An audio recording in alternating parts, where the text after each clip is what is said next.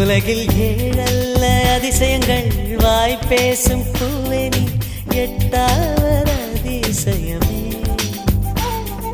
வான் மிதக்கும் உன் கண்கள், தேன் தெறிக்கும் கண்ணங்கள், பால் குடிக்கும் மதரங்கள் அதிசயமே. நங்கை கொண்ட வீரல்கள் அதிசயமே. நகம் என்ற கிரீடம் அதிசயமே.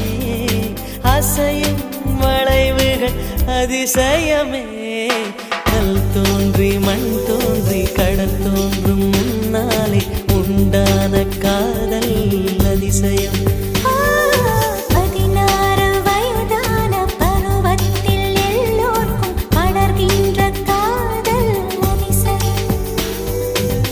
பூவுக்குள் ஒளிந்திருக்கும் கனிக்கூட்டம் அதிசயம்.